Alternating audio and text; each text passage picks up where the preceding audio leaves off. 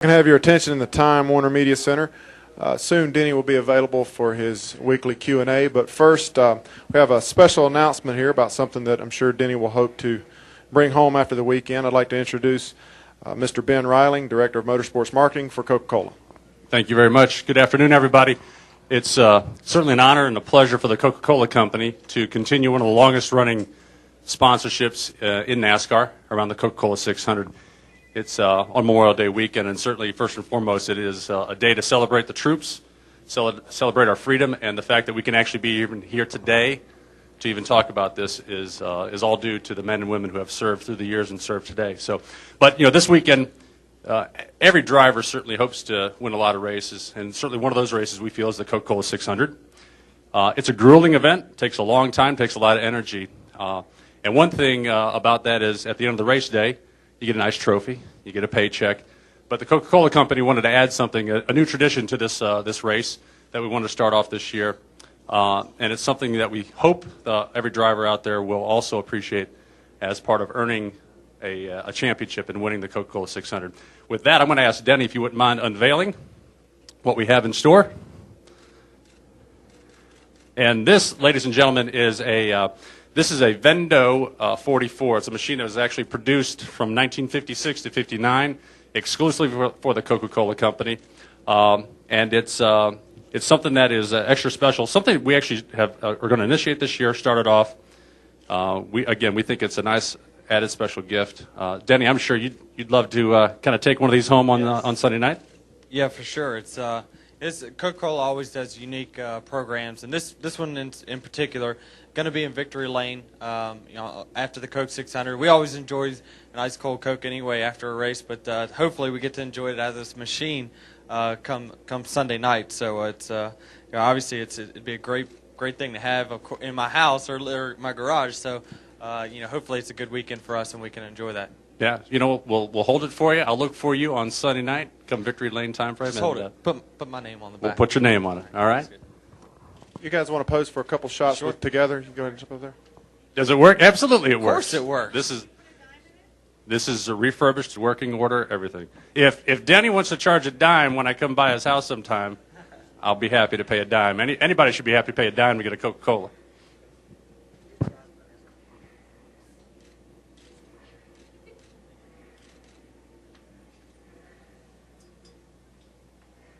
You guys good?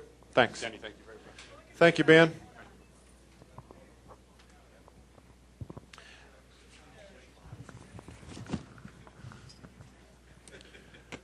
And now introducing from my left, the man, the myth, the legend, Mr. Kerry Tharp. Hey, Denny, how you doing? Good. Good.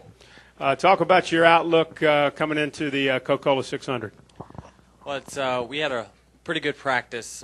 We just kind of concentrated on some qualifying stuff. Obviously, we do struggle to qualify it, week in, week out, and that's one thing that we feel like we need to do better for those last 10 races is to become better qualifiers, because we always seem to have to dig ourselves out of a hole week in, week out, starting about 25th to 30th where we usually are. So, we're going to hopefully take that step forward today. Hopefully get a good starting spot. Of course, 600 miles, it's a long race, and we got plenty of time to get to the front, but pick selection, as we saw, was pretty critical in the All-Star race, so we're going to try to do the best we can to put up a good lap. Questions for Denny. If you have one, raise your hand, we'll come to you. Who's got a question? Go hit Tom. Start out here, right here with Tom, and then go to Tanya. You have a question? Hi, Denny. Tom Jensen, SpeedTV.com. Kyle was in here earlier, told us his side of the story from Saturday night. Can you tell us where you're at with him and your take on what happened?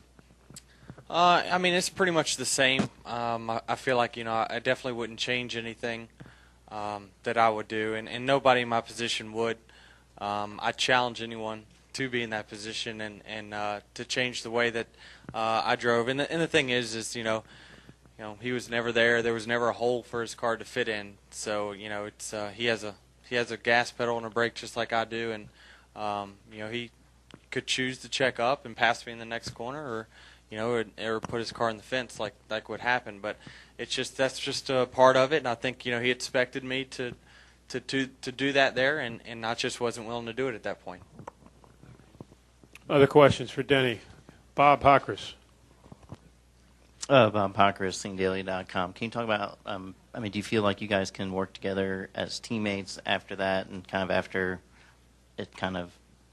a week of thinking about it? And Well, I'm not going to put too much effort in it, to be honest with you. I mean, Kyle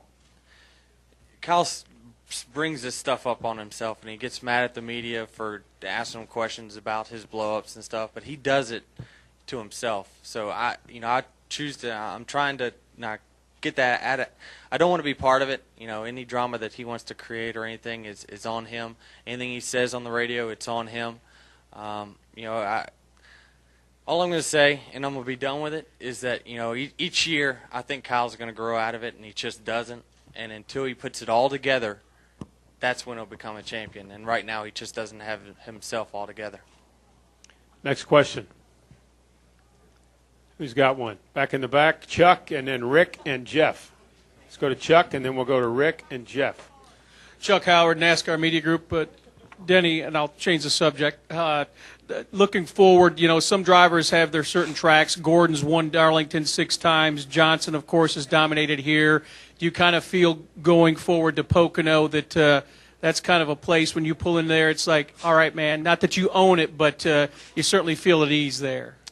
Well, it's just it's a good track for us, and we feel like we always are looking past Charlotte once we're at this racetrack because we want to get to Pocono. But this year is much different for us. We feel like this is the first Coca-Cola 600 weekend where I felt like when I unloaded, we can win the race, and obviously we're gonna have to beat some strong guys to do it, and we saw that in the All-Star race. But to have no practice like we did in the All-Star race and run as strong as what we did, just a little bit of practice time was all we needed to fine-tune our car, and we would have known. We were planning on making a 10-lap run to try to figure out what we needed for the last 10. We just messed up on our adjustments and got our car off. But this is the most confident I've been, and I haven't even looked towards Pocono because all I'm concentrating on right now is trying to win this weekend.